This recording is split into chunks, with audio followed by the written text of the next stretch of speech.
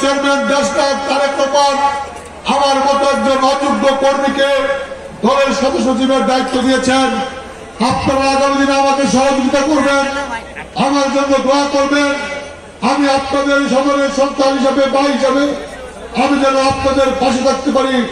আপনাদেরকে আপনাদের সহযোগিতা আমি একান্তভাবে কামনা করি। আজকের এই লড়াই সংগ্রাম এখানে শেষ হয়নি। আমাদের কথা ছিল ভোটের অধিকার প্রতিষ্ঠা না হওয়া পর্যন্ত, ভোটের অধিকার লড়াই মানুষ যে পর্যন্ত নির্বিঘ্নে তার ভোট দিতে না পারবে ওই পর্যন্ত আমাদের লড়াই চলবে।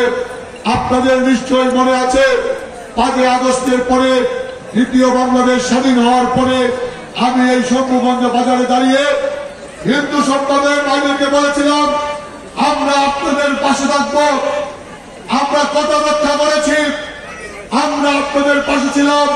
বিএনপির লোকজন এই শম্ভুগঞ্জে যে সকল এলাকায় হিন্দু ভাইরা বসবাস করেন, যে সকল এলাকায় হিন্দু ব্যবসায়ীরা ব্যবসা করেন, আমরা তাদের পাশে থেকেছি। ভাই হিসাবে আমাদের দায়িত্ব, মুসলমান হিসাবে আমাদের দায়িত্ব একজন নিরীহ ব্যবসায়ীকে, একজন নিরপরাধ লোককে তাকে নিরাপত্তা দেওয়া। আজকে এমন একটি পরিবেশে আবার ষড়যন্ত্র শুরু হয়েছে। আমাদেরকে কিছু হিন্দু সম্প্রদায়ের অনেকটা মিছিলি যারা কিছুক্ষণ আগে আমাদেরকে বরণ করেছেন, আমি আপনাদের কাছে অনুরোধ রাখতে চাই ওই পার্শ্ববর্তী দেশে বসে আপনাদেরকে বিক্রি করে আবার খুনি হাসিনাকে এই দেশে ফিরিয়ে আনার একটি চক্রান্ত চলছে।